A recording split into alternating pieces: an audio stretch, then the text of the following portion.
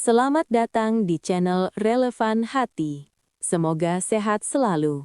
Selamat menonton. Assalamualaikum warahmatullahi wabarakatuh.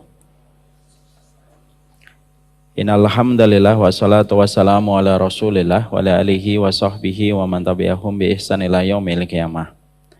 Keluarga besar Masjid Al-Falah yang semoga Allah senantiasa kuatkan di dalam keikhlasan, kesabaran, di dalam menata dan memberikan manajemen terbaik kepada rumahnya Allah. Semoga Masjid Al-Falah bukan hanya sekedar menjadi tempat ibadah, tapi semoga Masjid Al-Falah menjadi rahilah, mampu menyelesaikan setiap persoalan-persoalan yang dihadapi oleh umat. Hari ini kita tidak menutup mata bahwasanya persoalan yang dihadapi oleh umat dan masyarakat itu semakin mengkhawatirkan. Anak-anak terkena kecanduan dengan game online, orang tua terkena dengan judi online, dan orang yang lebih tua lagi terkena dengan pinjaman online. Dan itu sebagaimana monster yang menyeramkan, yang menjadikan banyak orang mengalami frustasi dan depresi. Kita berharap semoga dakwah tidak lagi mempertontonkan permusuhan, pertikaian terus-menerus, mencari musuh di antara orang yang beriman, tapi semoga ke depannya para dai, para mubalik, para ustadz, dan para masjid yang ada senantiasa memahami tentang problematika nyata yang dihadapi oleh umat. Sehingga kita mengharapkan bahwasanya agama tidak hanya menjadi asumsi, menjadi konsumsi kita untuk beribadah, tapi kita paham bahwasanya agama dan sunnah semoga bisa menjadi solusi atas masalah yang dihadapi oleh umat. Siapapun hari ini yang menghadapi masalah, anaknya kecanduan dengan game online, pasangannya terkena kecanduan dengan judi online ataupun pinjaman online yang riba, kita doakan semoga Allah memberikan jalan keluar untuk mereka. Dan sekali lagi kita berharap semoga dakwah tidak lagi mempertontonkan permusuhan dan pertikaian yang tidak memberikan harapan apapun untuk umat. Jadi kalau ada seorang ustadz, seorang mubalik, walaupun itu saya, kalaupun itu saya mempertontonkan permusuhan, mengajak pertikaian, doakanlah para ustadz-ustadz yang terus mengajak pertikaian dan permusuhan, semoga mereka senantiasa menyadari bahwasanya masalah umat itu nyata di depan kita dan butuh uluran tangan para dai dan para mubalik di dalam menyelesaikan setiap masalah yang ada. Itulah yang disebut dengan rahilah.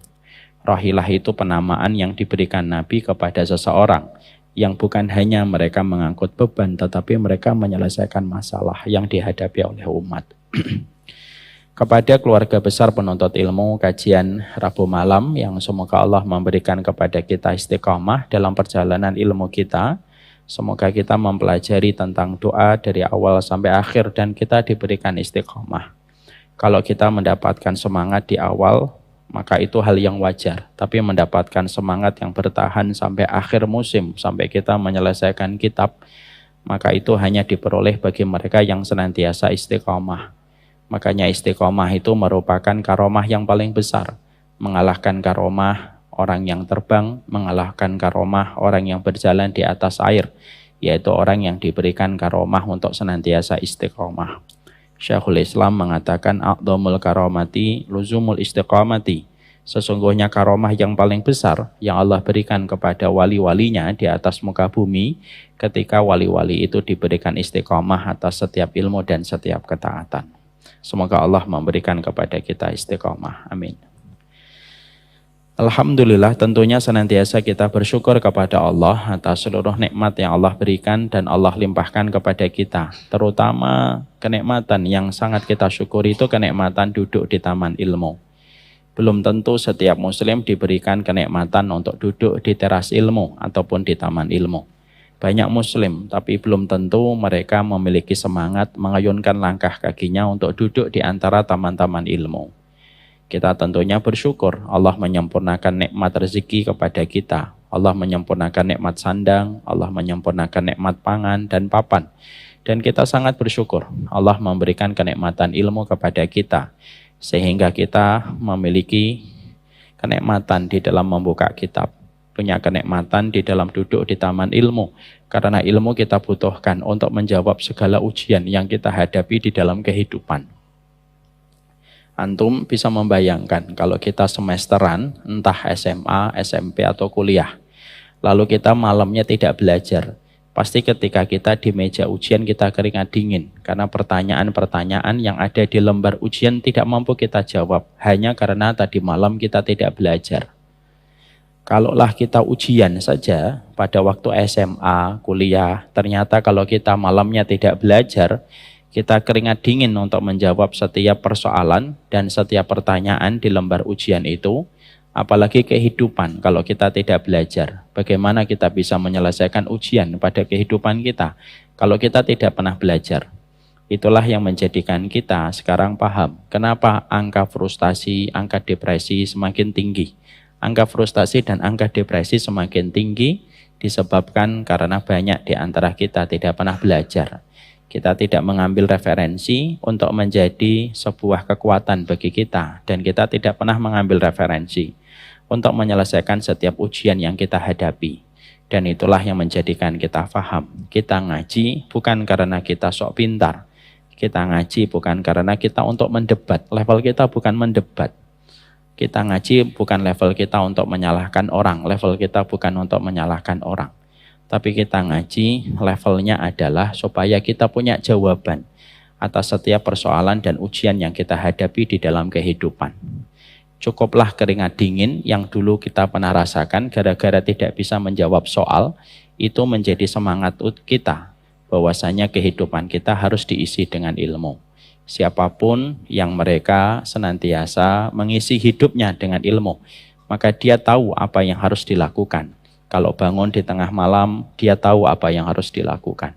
Kalau dia punya harta, dia tahu apa yang harus dilakukan. Kalau dia punya istri, dia tahu apa yang harus dilakukan. Bahkan ketika dia masuk kamar mandi pun, dia tahu apa yang harus dilakukan kalau kita memiliki ilmu yang menjadi sebuah edukasi dan referensi pada kehidupan kita. Makanya pantas orang kalau berilmu, semua binatang merasakan manfaatnya. Sampai binatang yang disembelih pada waktu Idul Adha pun merasakan kalau setiap panitia mereka membekali diri mereka dengan ilmu. Makanya sampai binatang-binatang di lautan memintakan ampunan kepada mereka yang duduk di taman ilmu karena mereka tahu sesungguhnya manfaatnya orang yang mencari ilmu sampai kepada mereka sehingga bisa membawa kebaikan pada kehidupan umat hari ini. Semoga Allah senantiasa memberikan kepada kita ilmu. Dan semoga kita tidak bosan dengan perjalanan kita untuk mencari ilmu.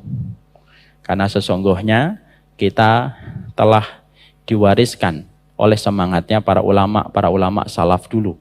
Bagaimana semangatnya mereka ketika mencari ilmu. Saya pernah membaca lembar kehidupan keluarganya Ibnu Taimiyah. Beliau punya seorang kakek, saking cintanya sama ilmu, Pak. Kalau beliau masuk kamar mandi, anaknya dipanggil. Terus dibukakan satu kitab, lalu ngomong, baca dari halaman ini sampai halaman ini. Lalu beliau masuk kamar mandi. Lalu anaknya membacakan apa yang tadi diperintahkan oleh sang kakek dari Ibnu Taimiyah. Kenapa beliau semacam itu?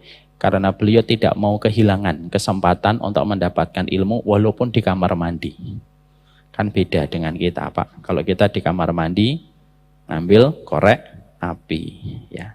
Lalu ada yang ngerokok, katanya dapat ilhamnya di kamar mandi. Nah, semoga Allah memberikan rahmat untuk kita. Semoga Allah senantiasa memberikan kepada kita ilmu yang bukan menjadikan kita berdebat orang, ilmu yang bukan menjadikan kita sok memahami tentang segala sesuatu lalu kita gampang untuk menyesatkan setiap manusia. Ya Allah, tambahkanlah kepada kami ilmu dan kami berlindung dari segala ilmu yang tidak bermanfaat. Dan kami berlindung kalau ilmu yang kami pelajari, sunnah yang kami kaji, tauhid yang kami dalami, menjadikan kami hanya menambah musuh di antara orang yang beriman. Semoga kita dihindarkan dari kondisi yang menyedihkan semacam itu. Amin insyaallah. Kita akan membuka dan membedah pada kesempatan hari ini, melanjutkan kajian kita surat Fatir ayat yang ke-34. Doanya adalah Rabbana laghafurun syakur. Mari kita lafadzkan 3 kali. Semoga kita paham doanya, lalu kita pelajari maknanya. Rabbana laghafurun syakur. Rabbana laghafurun syakur. Sekali lagi, Rabbana laghafurun syakur.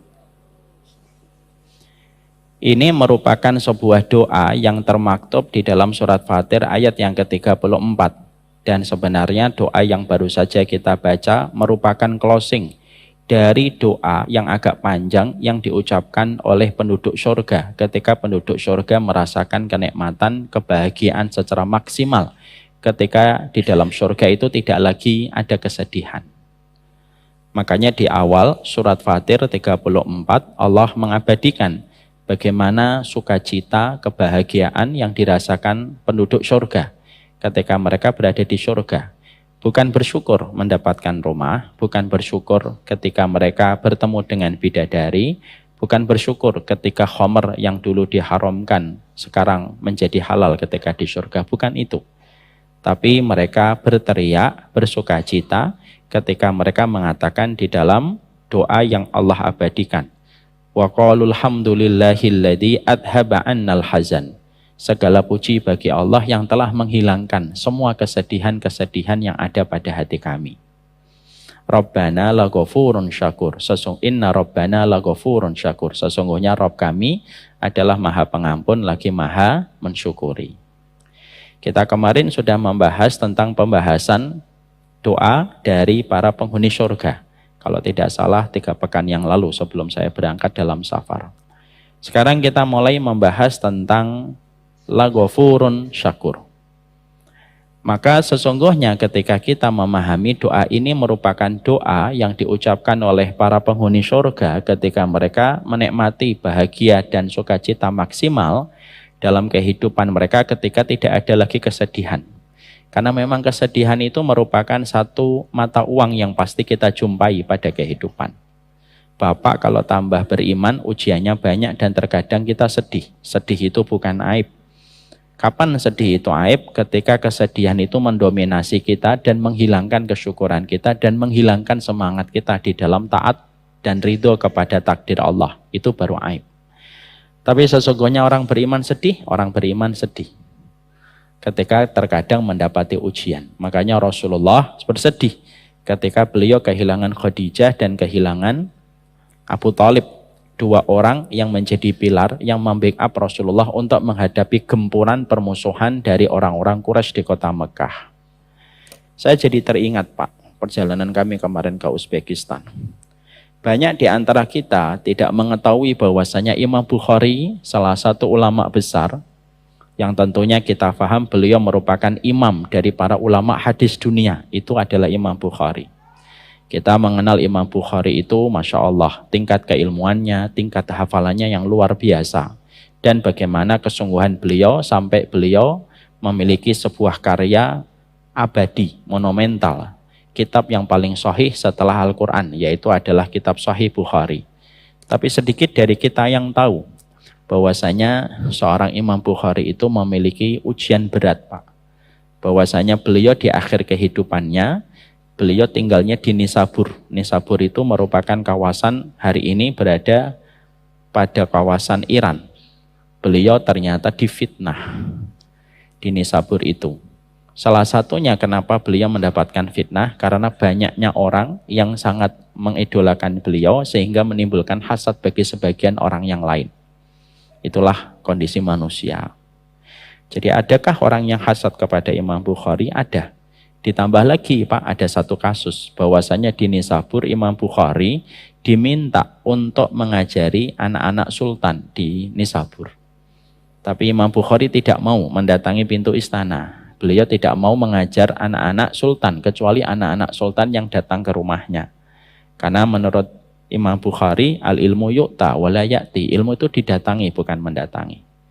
Penolakan ditambah berita-berita minor dan negatif tentang Imam Bukhari menjadikan penguasa Nisabur itu marah, murka. Dan Imam Bukhari itu diusir Pak dari Nisabur. Akhirnya ketika Imam Bukhari diusir dari Nisabur, beliau melakukan rihlah perjalanan ke Bukhara. Dari Nisabur ke Bukhara, daerah Uzbekistan itu kurang lebih hampir 9.000 km. Dan itu ditempuh oleh Imam Bukhari dalam kondisi beliau terusir dari Nisabur. Padahal beliau ulama besar. Ketika pertama kali beliau balik ke Bukhara, karena nama dari Imam Bukhari itu nama aslinya adalah Muhammad bin Ismail bin Ibrahim. Beliau kembali ke Bukhara, salah satu daerah Uzbekistan, Pak. Daerahnya indah, Pak. Nanti kalau Bapak dan Ibu punya rezeki, datanglah ke Uzbek. Saya bukan promo ya, saya tidak mendapatkan bayaran apapun. Maka ketika beliau balik ke Bukhara, maka pada saat itu beliau disambut oleh ribuan warga Bukhara yang menyambut beliau. Tapi itu tidak bertahan lama. Penguasa Bukhara mendapatkan surat dari penguasa Nisabur, kalau mereka masih mau bekerja sama, penguasa Bukhara harus mengusir Imam Bukhari. Akhirnya Imam Bukhari diusir pada malam sebelum Idul Fitri, Pak. Dan pengusiran itu dilakukan dengan begitu kasar. Karena Imam Bukhari tidak sempat untuk mengumpulkan buku. Mbak, malam ini harus pergi. Saya ngerapiin buku dulu, enggak, pergi. Itu Imam Bukhari. Imam Bukhari akhirnya tidak membawa kecuali apa yang beliau bisa bawa berserta dengan pakaian yang menempel pada beliau. Lalu beliau menuju ke Samarkand. Samarkand itu salah satu kota kedua setelah Tashkent di Uzbekistan, tidak terlalu jauh dari Bukhara. Dan ternyata penguasa Samarkand pun sudah mendapatkan perintah dari penguasa Bukhara supaya tidak menerima Imam Bukhari masuk ke Samarkand. Itu Imam Bukhari, Pak.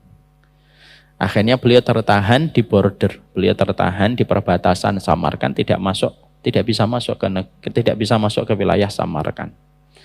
Akhirnya beliau berhenti sejenak, lalu beliau sempat mengadu kepada Allah.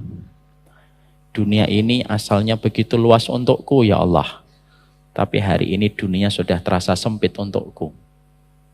Cabutlah nyawaku kalau engkau berkenan dan engkau ridho. Tidak lama setelah itu Imam Bukhari meninggal dunia di pinggir jalan, Pak. Itu Imam Bukhari. Banyak orang tidak tahu. Jadi Imam Bukhari tidak meninggal di kamar-kamar istana. Imam Bukhari tidak meninggal di kamar besar kayak ustadz-ustadz hari ini kayak saya gitu. Tidak meninggal di kantor-kantor dan pondok-pondok gede kayak saya gitu mungkin. Tapi Imam Bukhari, imam ulama, seluruh para ulama hadis meninggalnya di pinggir jalan. Karena beliau terusir dari rumahnya dan tidak bisa masuk ke Samarkand, dan beliau saat itu bingung mau kemana beliau akan mengayunkan langkah kakinya. Seorang Imam Bukhari. Seseorang yang ketika akan meletakkan hadis, maka beliau bersungguh-sungguh, beliau salat 2 rakaat, beliau mandi junub, beliau salat 2 rakaat, baru meletakkan 1 hadis. Orang yang dinobatkan paling pintar dalam hafalan sepanjang sejarah sampai hari ini, Pak. Orang yang pernah menghadapi 10 orang, membawa hadis, setiap satu orangnya 10 hadis. Diacak, Pak, antara matan dengan sanad. Bapak harus paham, matan itu isi, sanad itu an itu namanya sanad. Dan ketika beliau diuji, pada usia masih belia 15 tahun, semua 10 orang, dia duduk di sidang sama 10 orang. Lalu setiap satu orang menyampaikan 10 hadis yang sudah diacak secara sembarangan. Didengarkan semua hadis itu ada 100, didengarkan dengan baik oleh Imam Bukhari. Lalu Imam Bukhari, setelah hadis yang ke-100 yang terakhir disebutkan, Imam Bukhari dengan begitu tenang mengalir ilmunya berkata, dari hadis yang pertama, hadis tadi yang kamu sebutkan salah. Hadis yang salah bunyinya begini, yang kamu tadi sebutkan. Yang benar begini. 1, 2, 3, 4, 5, sampai 100 hadis. Jadi beliau bukan hanya membetulkan 100 hadis, tapi menyebutkan 100 hadis yang salah yang diacak sama yang menguji beliau. Itu Imam Bukhari. Dan Bapak tahu apa selain dari kesedihan yang kita rasakan, dari kesedihan Imam Bukhari rahimahullahu ta'ala, kita juga belajar apa tirakat, apa mujahadah seorang bapak dan ibunya Imam Bukhari sampai memiliki anak secemerlang Imam Bukhari yang namanya abadi di dalam lesan para penuntut ilmu bahkan ratusan tahun setelah beliau meninggal dunia. Mari kita bedah, Pak, di dalam biografi dan manaqibnya Imam Bukhari. Maka sesungguhnya Imam Bukhari itu akhirnya menjadi ulama besar karena dua tirakat. Tirakat bapaknya dan tirakat ibunya. Tirakat ibunya adalah ketika Imam Bukhari lahir dalam kondisi buta. Maka Imam Bukhari ketika lahir dalam kondisi buta, ibunya betul-betul menghidupkan malam dengan tahajud. Membasahi tempat sujudnya. Dan tidak pernah putus mendoakan Imam Bukhari supaya dikembalikan penglihatannya. Maka hampir 1 bulan atau 2 bulan setelah beliau memanjangkan doanya, memanjangkan tahajudnya, tirakatnya di dalam doa dan sholat, satu malam ibunya ketika lelah berdoa tertidur di atas tempatnya beliau beribadah. Lalu beliau berjumpa dengan Nabi Ibrahim. Lalu Nabi Ibrahim berkata, Innallaha qad radda basara ibnik. Sesungguhnya Allah telah mengembalikan penglihatan anakmu. Bangun ibunya dan mendapati Imam Bukhari kecil sudah mulai ada tanda-tanda melihat. Dan tanda melihatnya Imam Bukhari itu berangsur-angsur. Sampai akhirnya sempurna penglihatan Imam Bukhari. Tirakatnya seorang ibu. Makanya kita Pak, sebagai seorang laki-laki, kalau kita tahu doa istri kita 3 kali lebih mustajab daripada doa kita sebagai bapak untuk anak-anak kita, kasih tahu sama istri kita, doamu 3 kali lebih mustajab daripada doaku. Berdoalah yang sering kepada anak-anak kita. Karena aku kalau berdoa kalah 3 kali set daripada doamu. Kamu boleh marah kepadaku, kamu boleh kecewa sama aku, tapi kamu tidak boleh menghentikan doamu untuk anak. Dan laki-laki yang baik adalah laki-laki yang terus mengingatkan istrinya untuk mendoakan anak-anaknya. Karena apa? Doanya wanita itu luar biasa didengarkan oleh Allah daripada doanya seorang bapak. Dan kita tidak usah protes. Kok gitu sih Ustadz? Tidak usah. La yus'alu amma yaf'alu wa hum yus'alun. Allah tidak pernah ditanya, kita yang ditanya sama Allah. Tirakat yang kedua, tirakat bapaknya. Namanya Ismail bin Ibrahim. Ismail bin Ibrahim ini seorang penuntut ilmu, Pak. Beliau sakit dan beliau meninggal dunia. Pada saat ketika sebelum beliau meninggal dunia, Ismail bin Ibrahim ini ngomong, dipanggil itu istrinya, dan berkata kepada istrinya, aku tinggalkan kitab di perpustakaan untuk anak kita. Ya, saudaranya Bukhari 1 Pak, namanya Ahmad bin Ismail bin Ibrahim. Imam Bukhari Muhammad bin Ismail bin Ibrahim. Aku tinggalkan perpustakaan untuk 2 anak kita. Dan aku tinggalkan dinar dan dirham yang aku simpan di sini. Dan aku pastikan tidak ada dinar dan tidak ada dirham.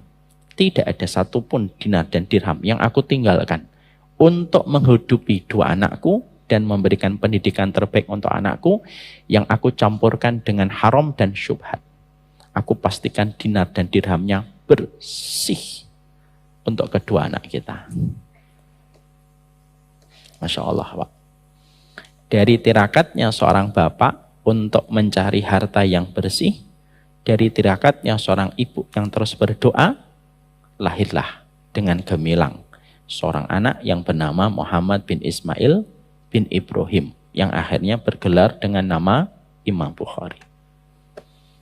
Makanya bapak-bapak, tirakatnya bapak itu apa? Kalau memang bapak tidak bisa tahajud panjang, kalau bapak tidak bisa puasa Daud, kalau memang bapak tidak bisa sedekah yang banyak, minimal jangan masukkan 1 rupiah pun yang tercampur dengan harta yang syubhat dan haram, karena itu yang membatalkan perjalanan baik anak kita dalam kehidupan di masa dewasa.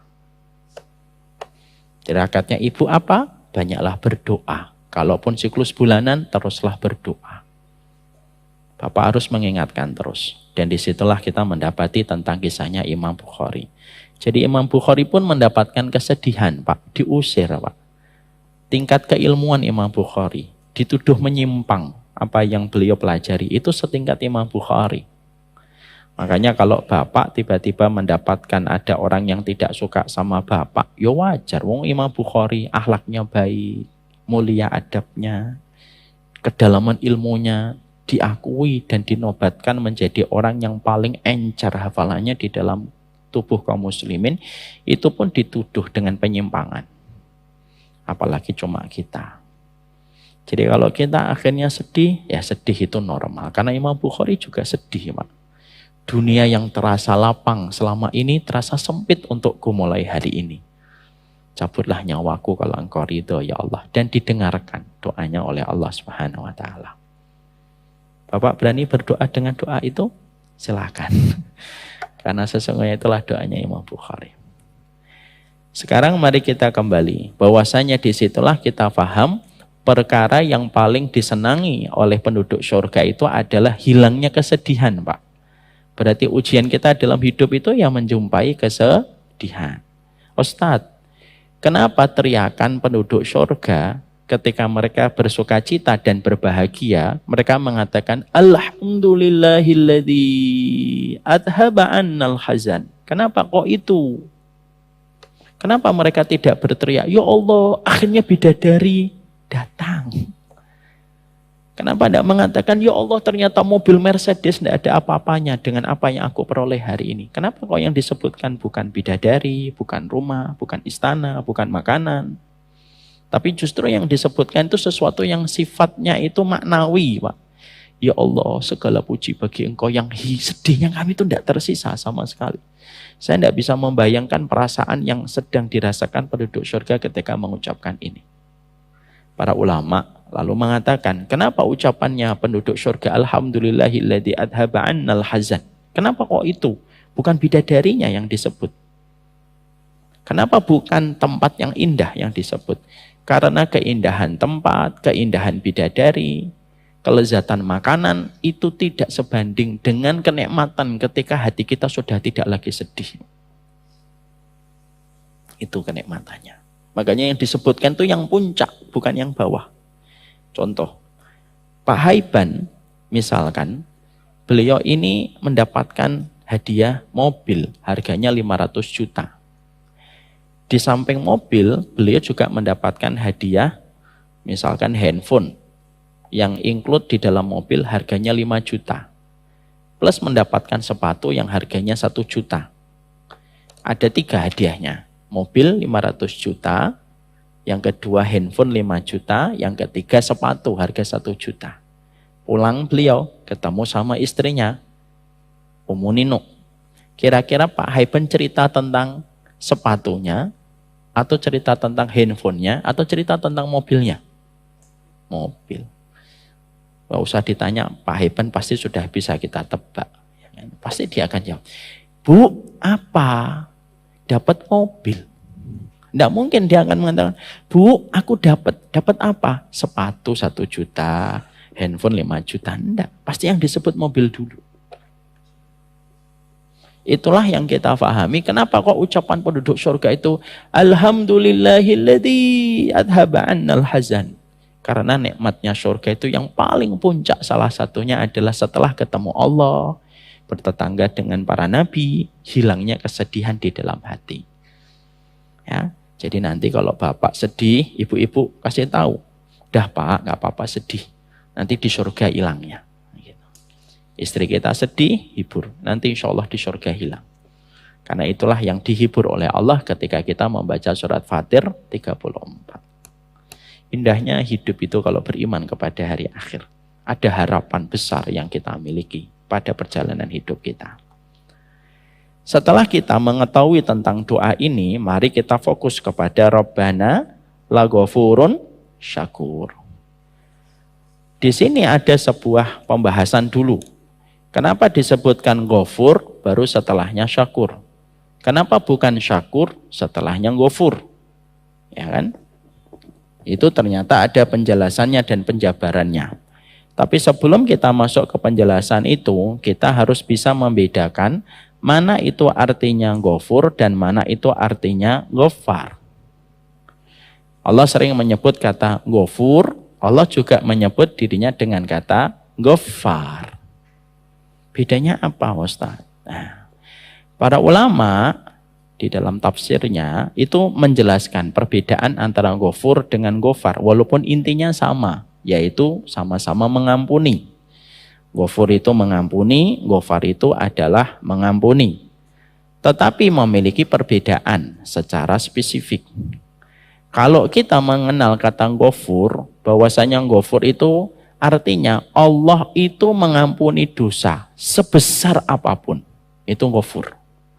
Bapak punya dosa sebesar apapun, ibu punya dosa sebesar apapun, walaupun dosanya tinggi sampai menyentuh pintu langit, maka Allah mengampuni. Karena itu sifat Ghafurnya Allah. Beda dengan Ghaffar. Ghafar itu adalah sifat ampunan Allah yang Allah berikan kepada setiap manusia yang dosanya itu diulang-ulang terus. Kemarin janji, saya tidak bohong. Hari ini bohong lagi. Tobat lagi, janji lagi. Tobat lagi, janji lagi. Tobat lagi. Maka ketika Allah mengampuni dosanya manusia, walaupun sering berulang-ulang dilakukan olehnya, tetapi Allah tetap mengampuni, itu namanya Ghafarnya Allah. Makanya kita belajar di sini, Allah sebutkan di sini kata Ghafur. Allah mengampuni dosa sebanyak apapun. Karena apa? Selama kita muslim tidak melakukan kesyirikan kepada Allah dan tidak mendatangkan tandingan bagi Allah, seorang muslim walaupun dosanya menjulang tinggi setinggi langit, walaupun tidak ada manusia yang dosanya segitu, tapi selama dia tetap dalam kondisi beriman, tidak mendatangkan tandingan bagi Allah, Allah tetap akan mengampuni dan tetap memberikan kepadanya rahmat pada kehidupan di akhirat. Walaupun dosanya banyak. Makanya sifat Ghafur ini sifat hujjah yang Allah datangkan kepada mereka yang berputus asa dari rahmatnya Allah. Gimana kamu berputus asa sama rahmatnya Allah? Wong sifat Ghafurnya Allah itu lebih besar daripada dosa yang dilakukan manusia. Ustaz, ada pelaku dosa, banyak dosanya, tetap diampuni. Selama satu syarat. Dia dalam kondisi muslim dan tidak berbuat kesyirikan di dalam mendatangkan tandingan bagi Allah. Maka seluruh dosanya tetap akan diampuni oleh Allah. Walaupun terkadang harus ditebus dulu dengan masuk neraka untuk menebus dosa yang telah dia lakukan. Tapi pada saat yang Allah tentukan, Allah akan masukkan dia ke dalam surga. Ya. Makanya ini yang menjadikan kita harus paham, Pak. Makanya maaf ya, orang yang akidahnya benar, dia tidak berbuat syirik. Walaupun dosanya banyak, itu lebih baik daripada orang yang akidahnya rusak, misalkan dia berbuat syirik ataupun dia tidak beriman sama Allah, Rasul dan hari akhir, walaupun dosanya dikit. Saya ulang kembali. Orang yang akidahnya benar Pak, artinya tidak berbuat syirik. Dia tidak murtad, dia tidak kafir, dia beriman kepada Allah walaupun dosanya banyak. Itu jauh lebih baik daripada orang yang akidahnya rusak ketika dia mungkin musyrik, ketika dia mungkin kafir, tidak beriman kepada Allah dan Rasulnya, walaupun dosanya dikit. Karena maaf, ada nggak orang kafir yang tidak beriman, dosanya dikit? Ada Pak, dan banyak. Mungkin mereka ketika diajak minum khamr nggak mau, diajak zina nggak mau, diajak membunuh nggak mau. Orangnya itu basicnya baik. Tapi dia berbuat syirik sama Allah. Dia tidak mau memeluk agama Allah. Walaupun dosanya dikit, dibandingkan orang muslim yang misalkan dosanya banyak, tapi ini lebih buruk daripada orang muslim dosanya banyak, tapi dia tetap muslim. Karena apa? Kesyirikan itu menghalangi seseorang untuk diampuni dosa-dosanya oleh Allah. La in asyrakta la yahbatanna amaluka wa la takunanna minal khasirin. Kalau kamu berbuat syirik, Allah akan menghapuskan seluruh amal kebaikanmu dan kamu pasti akan menjadi orang yang merugi. Ini bukan berarti nanti memberi pembenaran kepada sebagian orang untuk melakukan dosa loh Pak. Kok kamu dosa? Iya. Lebih baik jadi muslim banyak dosa daripada kafir tapi sedikit dosa. Tidak begitu. Tapi ini menunjukkan kepada kita bahwasannya syahadat itu kalimat yang betul-betul luar biasa di sisi Allah. Sehingga karena Allah memiliki sifat Ghafur, sifat Ghafurnya Allah itulah yang menjadikan manusia sebanyak apapun dosanya mereka kepada Allah, selama mereka masih memiliki keimanan pada hatinya, maka sesungguhnya mereka itu nanti akan mendapatkan rahmatnya Allah. Dan itu menjadikan kita senantiasa tidak boleh berputus asa untuk hidup di antara harapan yang kita berikan kepada Allah yang Maha Pemaaf dan Maha Pengampun. Makanya di dalam sebuah riwayat kita menjumpai ya, ada sebuah riwayat bagaimana kita mendapati keterangan tentang sebuah bitokoh, Pak. Bitokoh itu kartu, Pak. Bagaimana ketika Rasulullah mengatakan yusahu birajulin min ummati yaumal qiyamati ala rusu'il khalaik fayunsyaru lahu tis'atun wa tis'una sijjilan. Ada di antara umatku, kata Rasulullah, yang nanti terpilih di antara kebanyakan orang pada saat itu. Lalu orang itu dihadapkan kepada Allah, Pak. Ada 99 kartu yang akan Allah hisab dari dirinya. 99 kartu. Orang itu berdiri di hadapan Allah, kata Nabi Muhammad. 99 kartu itu dibentangkan oleh Allah, setiap satu kartu jret. Atau lagu jret. Setiap satu kartu itu, kata Rasulullah, dosanya itu sepanjang mata memandang. Setiap satu kartu ketika dibuka oleh Allah, setiap satu kartu itu dosanya sepanjang mata orang memandang. Jret. Semuanya kelihatan dosanya. Itu baru satu kartu. Buka lagi yang kedua, buka lagi yang ketiga, buka yang keempat, sampai 99 kartu. Semuanya full dengan kemaksiatan.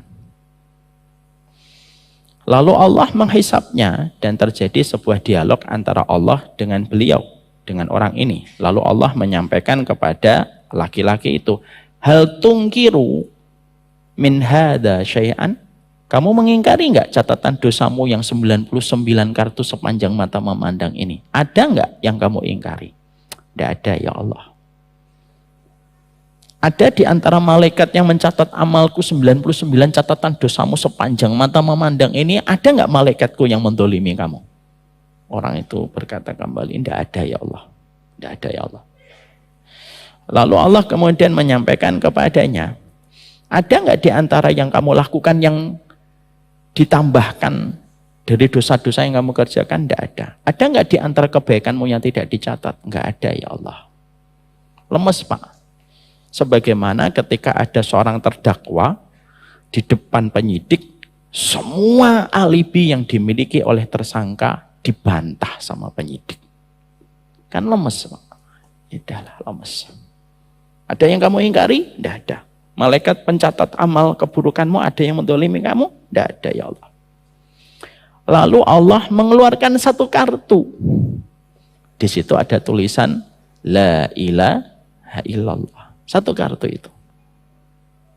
Lalu orang itu berkata, Rabbi ma hadhil bitaqah ma hadhis sijilat. Ya Allah, apa artinya satu kartu ini dibandingkan 99 kartu dosa dan kemaksiatan yang aku telah kerjakan?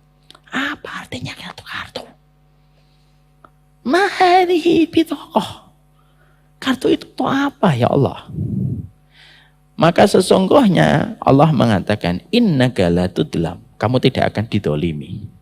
Diletakkanlah kartu La ilaha illallah di satu timbangan, lalu 99 kartu di timbangan yang satunya, maka kartu La ilaha illallah ini lebih berat daripada 99 kartu dosa dan kemaksiatan yang Allah perlihatkan kepadanya. Kartu La ilaha illallah itulah yang menjadikan beliau mendapatkan rahmatnya Allah. Itulah sifat ghafurnya Allah. Makanya janganlah kita ketika melihat pelaku dosa meyakini bahwasanya dia pasti masuk neraka dan kekal. Belum tentu. Bisa jadi dia bertobat besok, Allah terima tobatnya. Dan belum tentu kita Pak istiqomah dalam taat sampai hari ketika kita menutup mata. Apa yang menjadikan kita sombong? Makanya kenapa kita mendapati bahwasanya kalau ada orang yang melakukan dosa, jangan dicela, jangan dihujat. Karena bisa jadi kamu akan diuji dengan dosa yang sama dan bisa jadi kamu pun belum tentu selamat sebagaimana orang yang kamu cela.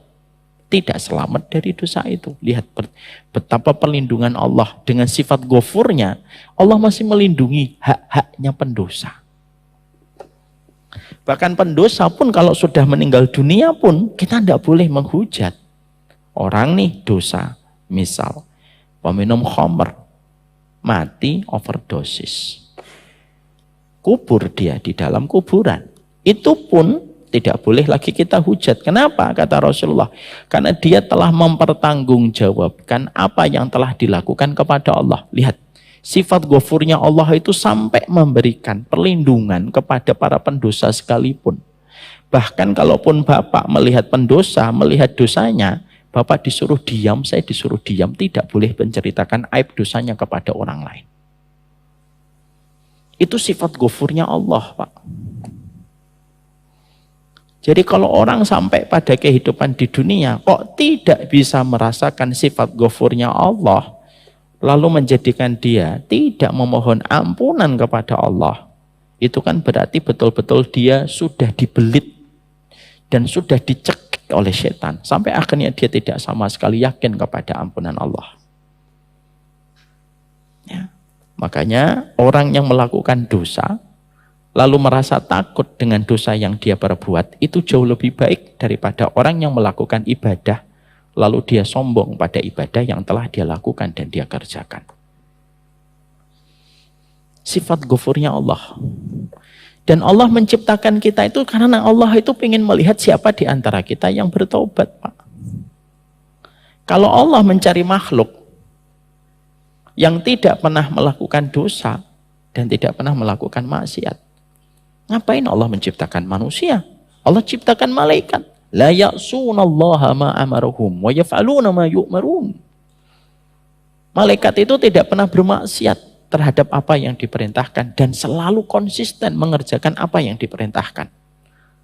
Tapi kenapa Allah setelah menciptakan malaikat itu, Allah menciptakan manusia? Padahal malaikat aja tahu bahwasanya manusia itu akan berbuat kerusakan dan mengalirkan darah. Karena Allah ingin tahu, Pak, di antara kita siapa yang kembali kepadanya dan siapa yang mereka tidak mau kembali kepada Allah. Istighfarlah, bertobatlah kepada Allah. Karena itulah yang disebut dengan ghafur. Jadi kalau nanti Bapak memahami ghafur, nah ini berarti Allah mengampuni dosa sebanyak apapun, diampuni dengan sifat ghafurnya Allah. Lalu nanti kalau Bapak membaca ayat ngelewatin Ghafar, nah berarti sesering apapun dosa tetap diampuni oleh Allah. Makanya kan ada satu riwayat Muslim yang sudah sering saya sampaikan di sini. Saya bacakan kembali supaya kita memahami ini. Dalam satu riwayat Muslim diterangkan oleh Rasulullah, adnaba abdun damban. Faqala Allahumma ighfir li dhanbi. Faqala tabaraka wa ta'ala adnaba abdi dhanban. Fa'alima annahu lahu rabban yaghfirud dhunub. Wa ya'khudhu bid dhanbi. Summa ada fa'adnab. Ada seorang hamba, kata Rasulullah. Ada seorang hamba, dia melakukan maksiat. Lalu dia bertobat.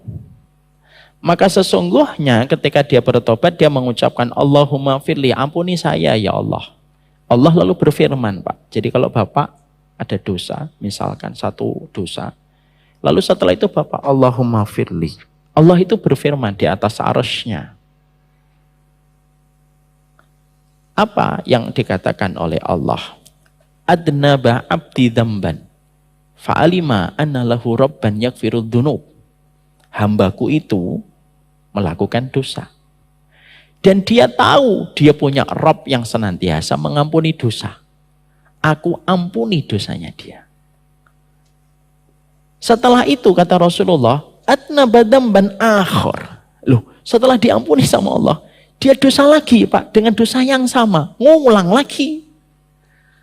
Lalu dia mengatakan kembali, Allahumma fitli, ampuni saya ya Allah, dosa lagi. Lalu Allah menyampaikan bahwasanya adnaba abdi dzamban fa'alima annahu lahu rabban yaghfirud dzamba. Dia dosa lagi. Tapi dia tahu dia punya Rabb yang mengampuni dosa. Aku ampuni lagi dosanya. 2 kali, Pak. Rasulullah lalu melanjutkan hadisnya.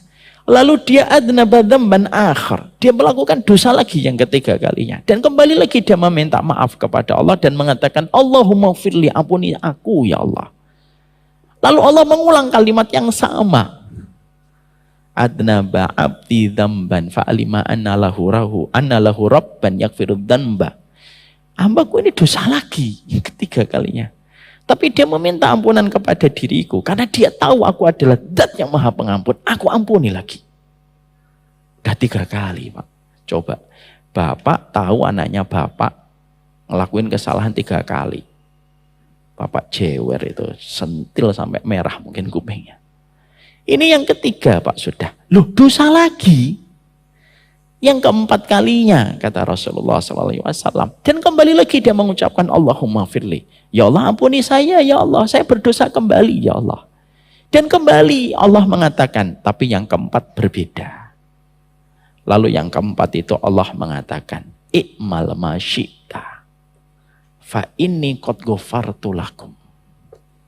Yang keempat beda, Pak. Yang keempat Allah mengatakan apa? I'mal ma syi'ta.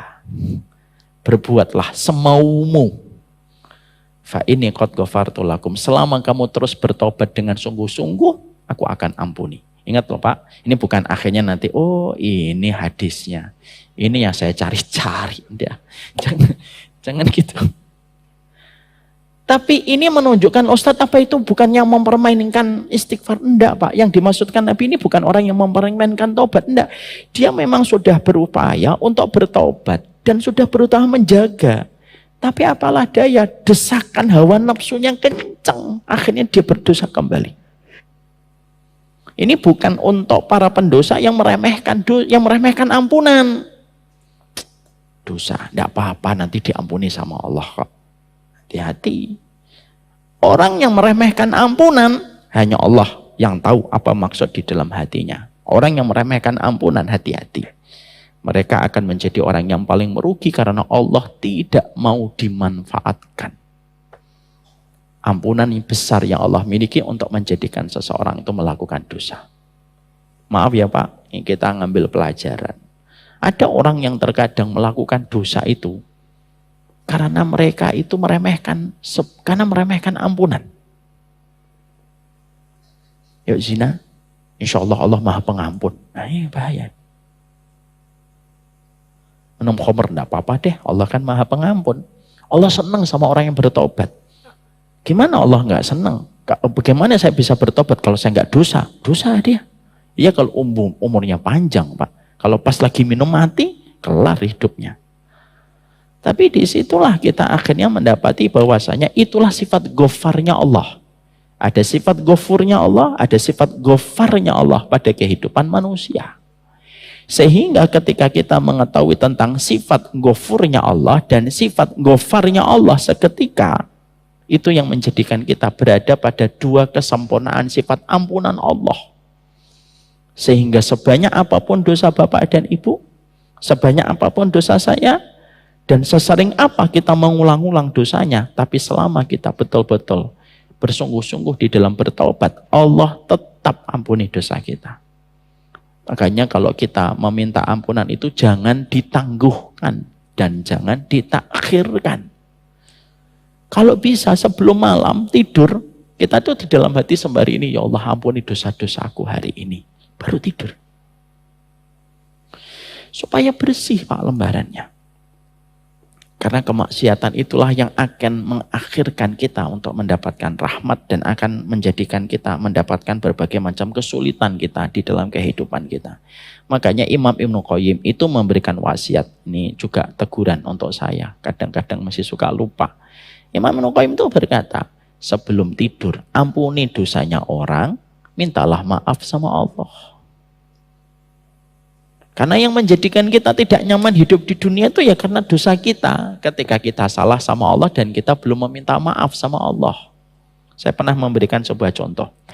Kapan saya memasuki Masjid Al-Falah dalam kondisi tidak nyaman, Pak? Kalau saya punya salah sama Pak Haiban, pasti saya nggak nyaman masuk ke Masjid Al-Falah. Kalau saya masuk, saya lihat Pak Haiban di sebelah mana ya? Oh, dia sebelah kanan. Saya ngambil sebelah kiri. Pak Haiban di shop mana ya? Shop 2. Saya ngambil shop 5.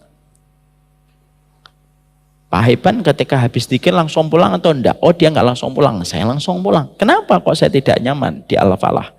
Karena saya punya salah sama Pak Haiban. Akhirnya tidak nyaman saya datang ke masjid ini, walaupun masjid ini megah, dingin, ya, suasananya enak, tetap nggak nyaman, sempit Masjid Al-Falah bagi saya. Kenapa? Karena saya salah sama Pak Haiban. Ditambah lagi Pak Haiban itu ketua yayasan. Siapa? Mohon maaf Pak. Ya kan, akhirnya nggak nyaman saya. Kapan saya akan nyaman kembali ketika masuk Masjid Al-Falah? Simple kok. Datang Pak Haiban, minta maaf ya Pak Haiban. Kemarin itu saya nggak belikan bakso itu karena uang saya mepet. Kiri saya lagi mati. Saya nggak bisa belikan. Oh enggak apa-apa, dipeluk kita. Tenang. Setelah itu kita Masjid Al-Falah tenang. Bahkan bersandingan dengan Pak Haiban pun tenang. Kenapa? Karena Pak Haiban sudah memaafkan kita. Sama. Kenapa ya kok kita kadang-kadang malam itu resah. Siang itu gundah.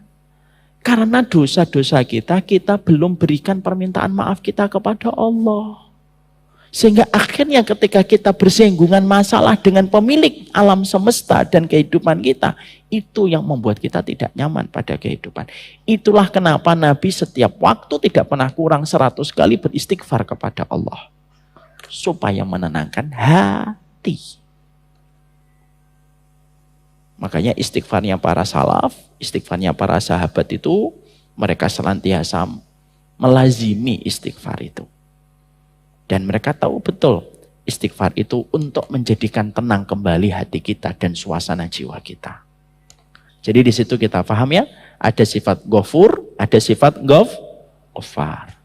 Kenapa di sini Ghafur yang disebut Ustadz? Karena Ghafur ini mengampuni semua dosa sebanyak apapun, karena sesungguhnya tidak ada orang yang masuk surga kecuali dosanya diampuni oleh Allah.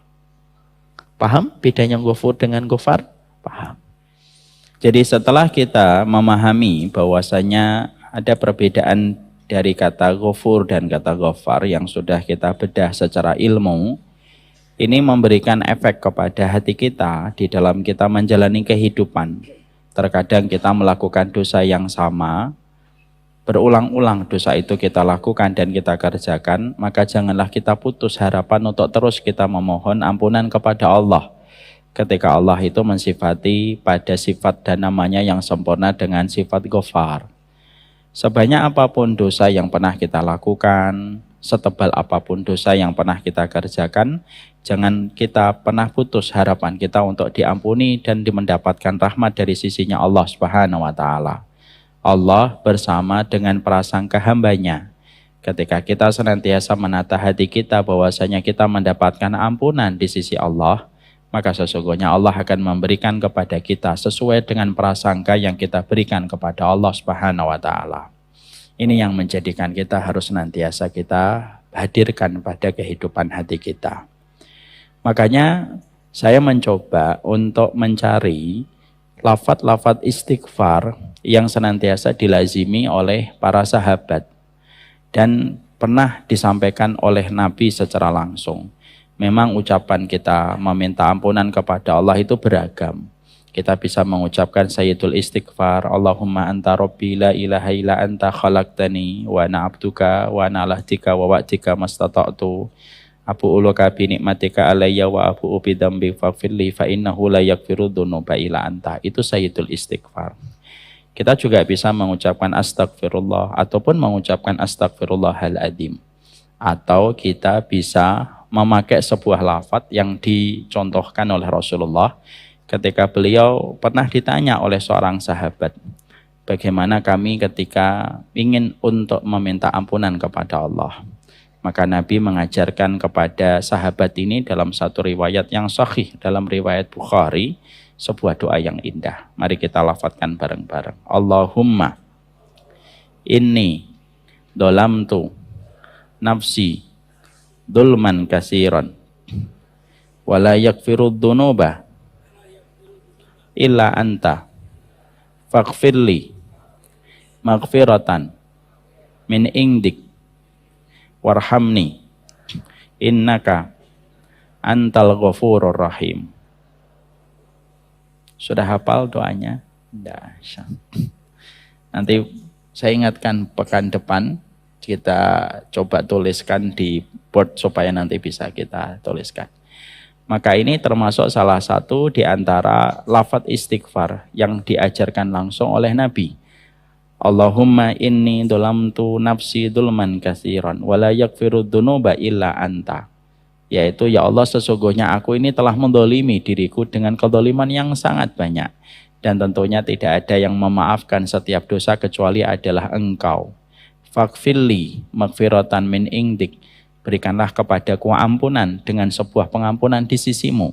Warhamni, rahmati aku ya Allah, sesungguhnya Engkau Maha Pengampun lagi Maha Penyayang. Maka penting juga saya menyampaikan bahwasanya ketika kita sudah mengetahui tentang sifat ghafarnya Allah dan kita memahami sifat ghafurnya Allah, dan ini memberikan harapan. Saya ingatkan, harapan itu harus disertai dengan sebuah pembuktian dan sebuah ikhtiar terbaik di dalam kita menuju kepada ampunan Allah. Karena ada orang-orang yang mereka tertipu dengan angan-angan mereka untuk diterima ampunannya oleh Allah, padahal dia tidak melakukan apapun untuk menuju kepada ampunan Allah. Banyak muslim yang mereka beranggapan begini, tidak apa-apalah nanti saya berbuat dosa yang banyak. Selama saya muslim kan saya nanti tetap diampuni oleh Allah. Ini termasuk salah satu prasangka yang dibenci oleh Allah. Dan prasangka-prasangka yang semacam ini, prasangka diampuni oleh Allah untuk meringankan dan menggampangkan dia melakukan dosa, termasuk prasangka yang sudah Allah sampaikan di dalam surat Fussilat ayat yang ke-23. Allah menyampaikan, وَذَلِكُمْ ظَنُّكُمُ الَّذِي ظَنَنْتُمْ بِرَبِّكُمْ أَرْدَاكُمْ فَأَصْبَحْتُمْ مِنَ الْخَاسِرِينَ. Allah menyampaikan, demikian itu kamu berprasangka dengan prasangka kepada Rabbmu. Artinya ada manusia yang dia berprasangka Allah itu Maha Pengampun, lalu akhirnya sifat ampunan Allah itu dijadikan tameng, dijadikan pembenaran untuk terus melakukan dosa. Akhirnya Allah menyampaikan, وَذَلِكُمْ ظَنُّكُمُ الَّذِي ظَنَنْتُمْ بِرَبِّكُمْ. Itulah prasangkamu dulu.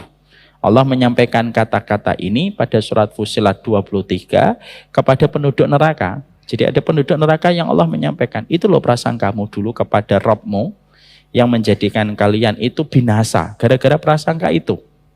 Dan jadilah kalian itu sebagai orang yang merugi. Artinya sifat ghafurnya Allah, sifat ghafarnya Allah kita tanam pada hati kita, tapi jangan sekali-kali kita merasa nyaman untuk melakukan dosa walaupun kita sudah mengetahui sifat ghafurnya Allah dan ghafarnya Allah. Makanya begini Pak, tempatkanlah antara khauf dengan roja pada tempatnya masing-masing. Tahu artinya khauf? Khauf itu artinya takut. Roja artinya berharap. Berharap itu salah satunya berharap diampuni oleh Allah.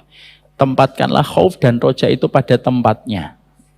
Kalau bapak, ibu sedang tergoda dengan pesona maksiat, tergoda dengan dosa, jangan memakai sifat rojaknya Allah. Tapi ingatlah sifat azabnya Allah. Itu namanya khauf, Pak. Bapak, misalkan ada laki-laki, Pak. Di depannya ada perempuan menggoda dia melakukan zina. Lalu yang dia ingat, kajian Rebu ini, Pak, sifat ghafur dan ghafarnya Allah. Jadi Pak zina. Karena dia salah menempatkan. Kalau kita, saya, Pak Haiban, Bapak, Ibu, sedang ada dosa menggoda kita, yang dipakai jangan dibayangkan sifat ghafurnya Allah. Yang kita harus ingat, syadidul iqabnya Allah. Paham di sini? Wah, Allah Maha keras adabnya, pedih siksanya. Sehingga rasa takut itu berdiri di bulu kodok kita supaya kita menjaga jarak dari dosa itu. Karena kita ingat dosa itu.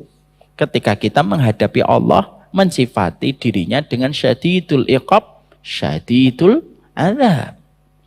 Bapak bisa bayangkan, pernah saya sampaikan di sini. Kalau Allah saja yang tidak pernah merasakan sakit sedikit pun, sampai Allah menegaskan bahwasanya siksaannya itu keras, dan yang mengatakan keras itu zat yang maha keras. Sekeras apa itu adabnya Allah? Kalau yang mengatakan keras, Umar minta Jangan percaya Pak, karena Umar Mita tidak pernah bertinju. Kalau yang mengatakan keras Pak Haiban, apalagi Pak Haiban umurnya sudah 60 tahun. Tapi kalau yang mengatakan keras itu Habib Nurmagomedov, Bapak mulai percaya. Karena yang mengatakan itu orang yang terbiasa pukulan fisik. Kalau yang mengatakan keras itu Allah yang maha keras, berarti Allah tidak main-main terhadap siksanya. Makanya ketika seseorang digoda dengan dosa, jangan mengingat sifat ghafurnya Allah. Yang kita ingat sifat syadidul adabnya Allah. Itu kata Syekh Utsaimin. Supaya apa? Dosa dengan ketakutan. Takut itu bisa memadamkan dosa sebagaimana air memadamkan api. Ya. Tapi kalau sudah dosa, artinya sudah ditahan gitu. Kesodok juga akhirnya melakukan dosa. Kalau sudah dosa, jangan lagi pakai syadidul adab. Pakailah sifat ghafurnya Allah. Ini kalau dipakai di tempat yang tepat menghasilkan hasil yang berbeda. Jangan dibalik. Mau dosa, ingat ampunan Allah. Mau maksiat, ingat sifat Allah, ghafurnya Allah. Pasti dosa, Pak. Akhirnya apa? Kita nanti khawatir manusia akan terkena surat Fussilat 23 ketika Allah menyampaikan wadalikum dhannukum birabbikum. Itulah karena prasangka kamu yang salah terhadap Rabbmu. Ya. Maka itulah yang menjadikan kita harus tahu kapan meletakkan khauf, kapan meletakkan takut. Ketika kita di tempat safar sendirian, jangan membayangkan sifat ampunan Allah. Bayangkanlah sifat takutnya kita kepada azab. Karena apa Pak? Meninggalkan dosa itu lebih utama daripada melakukan ketaatan. Kata para ulama Ahlussunnah. Makanya Nabi Yusuf, kenapa Nabi Yusuf itu yang paling kita ingat dari Nabi Yusuf bukan ketika dibuang di sumur tua. Bukan ketika beliau menjadi budak. Bukan pula ketika beliau dipenjara. Tapi yang paling kita ingat dari Nabi Yusuf itu apa? Ketika Nabi Yusuf mampu menahan dirinya dari dosa zina yang ditawarkan secara genit kepada Nabi Yusuf. Lalu Nabi Yusuf mengatakan, saya takut kepada Allah. Ini yang menjadikan Nabi Yusuf dicintai betul oleh Allah, Pak. Makanya tidak ada kisah Nabi Yusuf kecuali yang paling kita ingat momennya Nabi Yusuf menolak dan menampik seorang wanita yang begitu cantik mempesona. Ya. Makanya akhirnya betul kata kaidah para ulama salaf. Fi'lul khairat yaf'aluha al-fujjar wal mu'minun. Melakukan kebaikan itu bisa dilakukan mukmin ataupun pendosa. Kalau melakukan baik itu Pak, tidak harus baik, tidak harus mukmin. Kadang-kadang pendosa pun melakukan baik. Dia tetap memberikan bantuan sama yatim piatu, membantu janda, membantu fakir miskin. Kalau melakukan baik itu semua orang bisa melakukan. Tapi kata para ulama salaf, para ulama terdahulu, mereka mengatakan wa tarkul munkarat la yaf'aluha illa siddiqun. Tapi meninggalkan dosa itu tidak bisa dilakukan kecuali orang yang jujur imannya sama Allah. Nah inilah yang menjadikan kita harus paham, meninggalkan dosa itu komponen penting menjaga kedudukan dan posisi kita di hadapan Allah. Jadi jangan sampai kita terperosok dengan prasangka kita. Jangan, saya nggak mau nih pulang dari sini kita buka pintu, kita ingat sifat ghafurnya Allah, kita sifat ghafarnya Allah, lalu dosa. Lalu mengingat bitokoh yang tadi kita sampaikan dalam riwayat Bukhari, itu menjadikan kita tambah punya dalil untuk berbuat dosa. Kok dosa Mas? Oh kamu belum tahu hadis bitokoh ya? Makanya ngaji malah jadi dalil untuk berbuat dosa. Maka jangan. Ingatlah syadidul adabnya Allah dan syadidul iqabnya Allah. Kalau sudah dosa apa? Sifat ghafurnya Allah dan sifat ghafarnya Allah dan ghafurnya Allah itu akan Allah berikan kepada kita.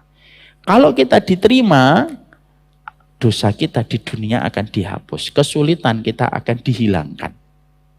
Kecuali dua. Kalau dosanya berkaitan kedoliman dan berkaitan durhaka sama orang tua. Bapak tobat dan tidak tobat, tetap dua ini akan diberikan balasan dulu. Hati-hati sama dua dosa ini. Ya. Setelah kita mengetahui tentang itu, sekarang kita bahas. Kenapa disebutkan kata ghafur dulu, baru setelahnya kata syakur? Ada yang tahu, Pak? Mungkin pernah membaca tafsirnya dalam tafsir Imam Ibnu Katsir? Siapa yang bisa menjawab? Saya kasih hadiah. Hadiahnya umrah, Ustadz. Maaf, saya belum mampu untuk itu. Kenapa disebutkan ghafur dulu, baru setelah itu syakurnya Allah? Pak Haiban? Pak Haiban nyari di Google. Enggak ada, Pak, di Google. Google enggak membahas semuanya. Mari kita bedah. Sifat ghafur diletakkan oleh Allah dulu di dalam inna rabbana laghafurun syakur. Karena sifat ghafur itu, konsekuensi dari sifat ghafurnya Allah itu apa? Konsekuensi dari sifat ghafurnya Allah menjadikan kita dihapuskan dari perkara yang kita takutkan dan kita khawatirkan. Apa yang paling kita takutkan dan paling kita khawatirkan? Neraka. Itu yang paling kita khawatirkan. Sifat ghafur itu diterangkan lebih dulu. Kenapa? Sifat ghafur itu konsekuensi dari sifat ghafurnya Allah. Kamu selamat dari neraka kalau sudah dapat ghafurnya Allah. Jadi manusia itu kalau sudah dapat ampunan, Pak, maka dia selamat dari neraka. Tapi selama manusia belum mendapatkan ampunan, ya selama itu dia masih terancam dengan neraka.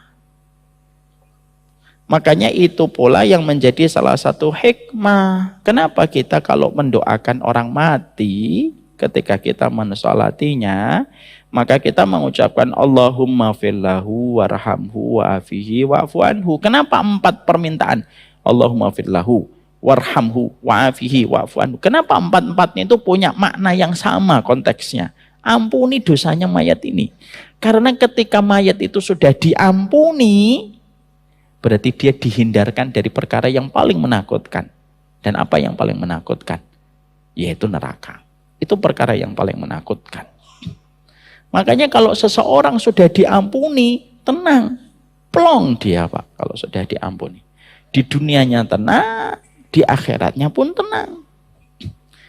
Makanya ketika ada seseorang yang diampuni oleh Allah dalam satu riwayat, ada seseorang, Pak, di tempat dalam satu hadis, ditempatkan di hadapan Allah. Lalu Allah menerangkan, ini dosamu, iya, ini dosamu, iya. Lalu ditutupi oleh Allah. Karena dia dulu ketika di dunia sering menutupi dosa orang, aib orang. Makanya ketika Allah buka dosanya, Allah buka aibnya, Allah tutupi hanya Allah dan dia. Ingat ya, Pak, kata Imam Ibnu Katsir, manusia nanti ketika disidang oleh Allah, ketika pas pemeriksaan dosa, ada 2 manusia. Ada orang yang diperiksa dosanya dan aibnya di depan seluruh manusia sampai manusia itu ngeliatin. Ini ada di dalam tafsir Imam Ibnu Katsir. Ketika seluruh manusia dan mata manusia memandang dia, diperiksa satu persatu dosanya, dia malu sampai tertunduk dan dia berkata, lebih baik aku dijebloskan langsung ke neraka daripada menanggung malu seberat ini. Walaupun mungkin ketika di dunia dia tidak pernah malu, tapi di akhirat dia pasti akan malu, kata para ulama. Siapa orang yang dibuka dosanya oleh Allah semacam ini pada pemeriksaan? Orang yang terbiasa membuka-buka dosa orang. Dan orang yang terbiasa membuka-buka aibnya orang. Atas nama apapun. Kecuali pada hajat yang memang diperlukan secara syar'i. Contohnya menyelesaikan masalah. Nah, memang harus dibuka untuk menyelesaikan masalah. Tapi bukan pada alasan syar'i. Dia membuka-buka dan mengumbar-ngumbar dosanya orang. Hati-hati. Pasti akan dibuka. Dan itu ada yang pertama. Ada yang kedua, Pak. Kata Imam Ibnu Katsir. Ada orang yang nanti ketika diperiksa dalam pemeriksaan Allah, dosa dan kemaksiatannya, karena Allah melihat orang ini dulunya menutupi dosa-dosa saudaranya, walaupun dia juga berdosa, Allah tutup, hanya Allah dan dia yang tahu tentang dosanya. Dan Allah tidak jadikan orang lain mengetahui dosa yang dia kerjakan. Nah, padahal mengetahui dosa orang itu berat lisan kita untuk tidak bercerita sama orang. Makanya ibu-ibu itu biasanya kalau habis dapat informasi baru, sini. Ada berita heboh.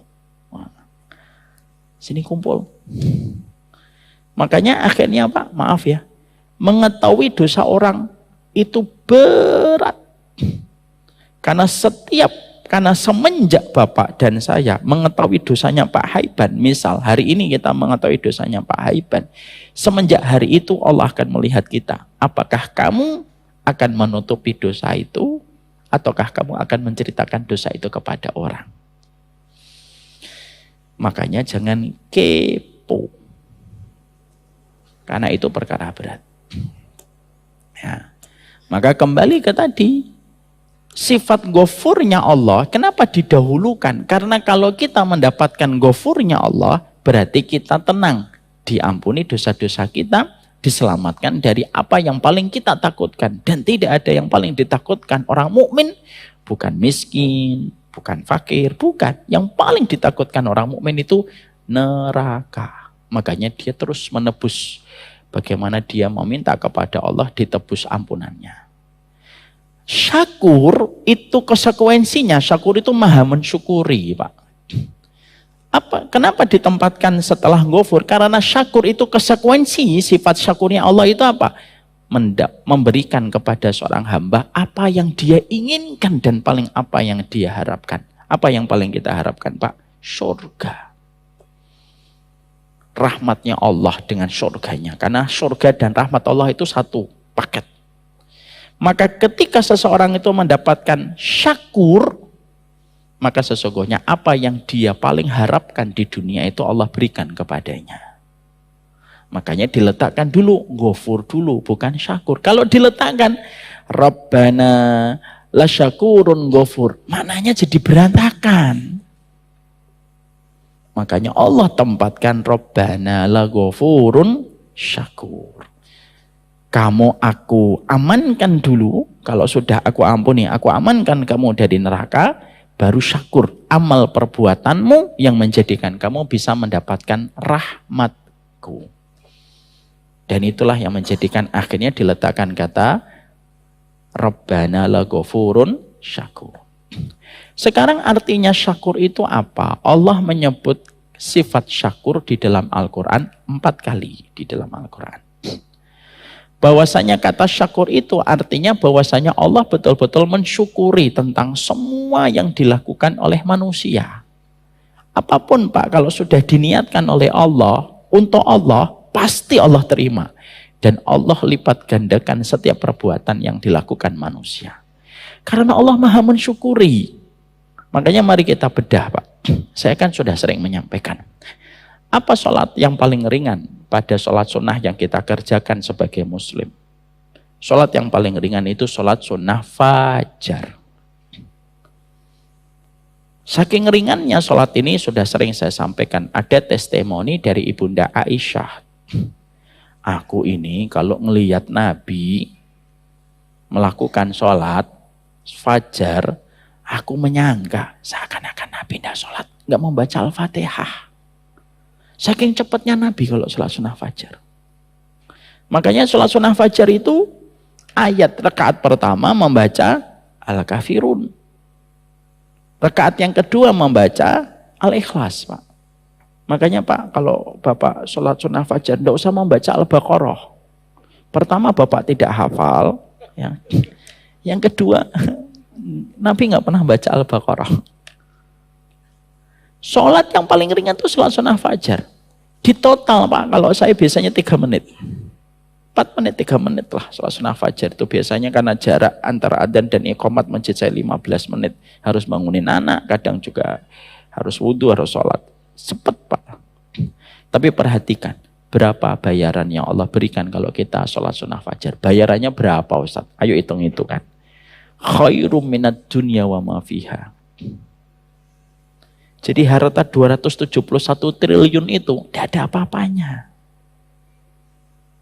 Dengan setengah detiknya kita sholat sunnah fajar. Berarti kalau khairum minad dunya wa ma fiha, hitung Pak semua ekonomi yang beredar dari Rusia sampai Kanada. Dari Afrika sampai Yaman. Dari Indonesia sampai ke Australia. Dihitung Pak, itu yang di atasnya. Belum yang di bawahnya. Berarti 1 detiknya ratusan ribu triliun, Pak. 1 detiknya. Kenapa kok sedemikian gede, Ustadz? Karena Allah syakur. Maka tidak ada satu amalan kalau sudah dilakukan karena Allah, pasti diapresiasi oleh Allah. Kita, Pak, kalau beramal untuk manusia, manusia itu menetapkan standar apresiasinya itu tinggi, Pak. Nggak usah manusia, nggak usah ini, Pak. Contoh yang paling gampang, Bapak pergi ke perempatan jalan. Kan biasanya ada polisi, ada namanya polisi cepek. Namanya juga cepek. Coba Bapak berani ngasih 100 cepekan kepada polisi di perempatan jalan, mungkin Bapak dibaret kali mobilnya, dia mungkin marah, ya Allah kasih cepek, mungkin dibuang. Tukang parkir saja dikasih 500 saja, dalam beberapa kasus yang pernah saya lihat di YouTube, dibuang, Pak, uang 500. Karena mereka nganggap uang 500 sekarang itu bisa beli apa? Itu manusia, Pak. Kita, Pak, kalau saya dikasih bakwan gitu ya, nggak usah bakwan lah, dikasih kurma, dipotong separuh. Ini Ustaz ke rumah separuh gitu. Ya Allah ngasih kurma. Kita pasti ngomong, lebih baik nggak usah ngasih daripada ngasih kayak gitu. Pasti gitu omongannya kita. Tapi itu tidak berlaku sama Allah. Sampai Allah menitipkan pesan lewat lisan Rasulullah, ittaqun nar walau bisyakin min tamr. Takutlah kamu kepada neraka walaupun dengan kurma separuh yang terpotong yang kamu infakkan, Pak. Jadi kalau misalkan ada orang masuk masjid, di situ ada kantong kas gitu, dimasukkan itu sudah pelan-pelan gitu. Ternyata jarak antara permukaan sama bawahnya kan tinggi, Pak. Dia merasa nggak ada yang ngelihat gitu. Pas ketika dimasukkan, meluncur itu uang 500 perak. Cedong, dong, dong, dong, dong. Orang pada ngeliatin 500 atau 1000 ini. Itu dibagi kita, 500 itu bagi, gimana balesnya 500 gitu loh. Tapi dia di hadapan Allah dengan sifat syakurnya Allah itu enggak ada kata 500 diapresiasi. Makanya orang mukmin itu kalau betul-betul mengenal Allah itu tidak mungkin depresi dia. Kenapa? Uang 500-mu pun akan diapresiasi oleh Allah. Kenapa? Menunjukkan Allah itu maha berterima kasih. Sehingga ketika kita mengetahui sifat syakurnya Allah itu apa konsekuensi yang kita harus rasakan pada kehidupan. Jangan beramal untuk manusia karena standar manusia untuk mengapresiasi amalmu itu terkadang terlalu tinggi. Tapi beramallah kita karena Allah selalu mengapresiasi setiap amalmu walaupun hanya uang 500 perak. Itu akan terus diganti oleh Allah. Makanya wa may ya'mal mithqala dzarratin famay ya'mal mithqala dzarratin khairan yarah. Sehingga akhirnya apa? Supaya antara si miskin dan si kaya itu tetap punya harapan sama Allah. Coba kalau Allah tidak memiliki sifat asyakur, Pak. Dan Allah tidak menerangkan di dalam surat Al-Zalzalah itu famay ya'mal mithqala dzarratin khairan yarah. Apa yang terjadi, Pak? Orang-orang miskin, depresi. Karena setiap dia berbuat amal, amalnya itu harus dihitung dari volumenya, baru diterima. Tapi karena Allah menyampaikan fama ya'mal mithqala dzarratin khairan yarah, dan itu konsekuensi dari sifat syakurnya Allah, miskin dan kaya punya kesempatan yang sama di hadapan Allah.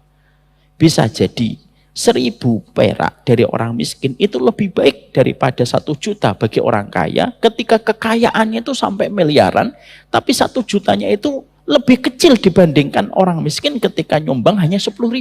Kenapa? Karena dia pendapatannya cuma 300.000 per bulan. Syakurnya Allah itu menenangkan hati kita, Pak. Makanya akhirnya dengan sifat syakurnya Allah ketika Bapak tahu gitu, nanti turun duluan, lalu Bapak nata beberapa sandal dengan niatan supaya ketika orang nanti nyari sandalnya tidak kesusahan. Bapak balik sandal-sandal itu. Maka kita tenang, karena itu pun diterima sama Allah walaupun cuma nata sandal. Saya tidak bisa nyumbang ke Al-Falah. Saya tidak bisa nyumbang lift untuk Al-Falah. Yang bisa saya lakukan cuma membantu merapikan sandal. Itu pun diterima sama Allah. Sehingga akhirnya ketika kita punya Rob yang mengapresiasi apapun apapun yang kita lakukan, itulah yang menjadikan akhirnya seseorang itu akan terus beramal. Amal itulah yang akan menjadikan dia mendapatkan apa yang dia cita-citakan, yaitu surga. Makanya salah satu sifat Allah yang paling indah itu asyakur. Itu paling indah betul sifat asyakurnya Allah. Makanya bertransaksi sama Allah tidak pernah mengenal kata rugi. Karena Allah tidak pernah membuat rugi setiap amal manusia. Masih ingat kisah nyata? Ada seorang wanita yang bermimpi malam ketika dia memiliki orang tua, bapaknya sering dermawan, ibunya kikir. Ibunya tidak pernah sedekah kecuali dengan dua. Satu dengan gaji ketika suaminya memotong sapi. Yang kedua, dia berinfak dengan kain pel yang ada di dalam dapur. Dua-duanya itu diganti sama Allah. Di dalam mimpi wanita itu ketika berjumpa dengan Ibunda Aisyah radhiyallahu anha. Sehingga akhirnya ini menjadikan seseorang itu tenang. Karena setiap saham yang dia berikan di jalan Allah akan dilipat gandakan oleh Allah. Makanya orang-orang yang mereka itu mengetahui tentang sifat syakurnya Allah, maka terus akan memberikan yang terbaik di dalam perjalanannya. Makanya akhirnya kita menjumpai kan kisah yang pernah saya sampaikan, ada pezina dari kalangan Bani Israel, dia zina 6 hari berturut-turut, Pak. Yang dikisahkan oleh Abdullah bin Mas'ud radhiyallahu anhu, ada seseorang ahli ibadah lalu berzina 6 hari berturut-turut. Lalu setelah itu dia menyesal, dia tinggalkan tempat ibadahnya. Lalu dia kelaparan, dia dapat roti, Pak. Sebelum makan roti itu ketika dia sudah gemetar, ada seorang tua yang juga gemetar rasa laparnya. Disedekahkan itu rotinya. Dia mengambil cuma secuplik dari roti itu. Tapi roti itu justru diterima oleh Allah dan diampuni dosanya ketika Allah itu Maha Asyakur. Ya. Jangan mikir, oh roti terus akhirnya nanti melakukan itu ya. Tapi itulah Maha Syakurnya Allah dalam setiap perbuatan. Kita menjumpai ada seorang wanita memberikan minuman kepada seekor anjing. Itu salah satu sifat syakurnya Allah, Pak. Coba kalau kita punya Allah yang perhitungan, Pak. Lalu Allah tidak memiliki sifat asyakur, di mana Allah melipat gandakan setiap amal kebaikan dalam kehidupan kita. Mungkin tidak ada satupun manusia yang akan mendapatkan rahmat. Kenapa? Hitung-hitungan kita dengan amal tidak akan pernah memantaskan kita dengan surga. Yang memantaskan kita dengan surga itu karena rahmatnya Allah. Dan rahmat Allah itu melahirkan sifat syakurnya Allah.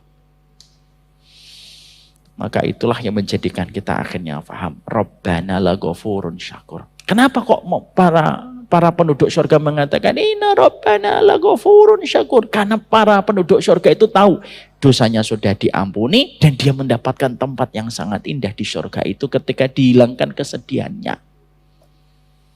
Karena dua perkara itulah yang paling besar mendorong manusia mendapatkan surganya Allah. Jadi kalau Bapak sudah dapat ghafurnya Allah dan syakurnya Allah, berarti Bapak insya Allah mendapatkan rahmat untuk berada di antara taman-taman indah di surga. Indahnya kehidupan ini kalau kita hidup di atas satu sifat Allah kepada sifat Allah berikutnya. Sifat Allah satu kepada sifat Allah berikutnya. Makanya betul kata Syekh Utsaimin, orang cemas itu karena lupa sifatnya Allah. Kalau dia tahu sifatnya Allah, dia akan tenang kembali. Inilah surat Fatir 34. Inna rabbana laghafurun syakur. Semoga kita hidup kehidupan kita dengan dua sifat ini. Karena dua sifat inilah yang dibacakan oleh penghuni surga di dalam surganya. Ini yang kita sampaikan. Berarti selesai surat Fatir 34. Nanti kita akan lanjutkan doa yang ke-29. Rabbana wa taqabbal doa. Doanya Nabi Ibrahim.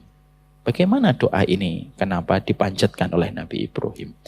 Dan momen apa Nabi Ibrahim mengucapkan doa ini? Kita pelajari Rabu pekan depan. Ini yang dapat saya sampaikan. Malam sudah semakin gelap. Waktu sudah bertambah pekat. Tak layak saya memperpanjang kata, karena inilah saatnya kita berjumpa dengan keluarga. Masya Allah.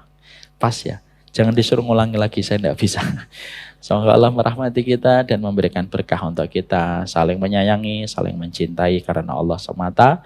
Jangan sampai kita dipisahkan oleh setan ketika menjadikan kita saling bermusuhan.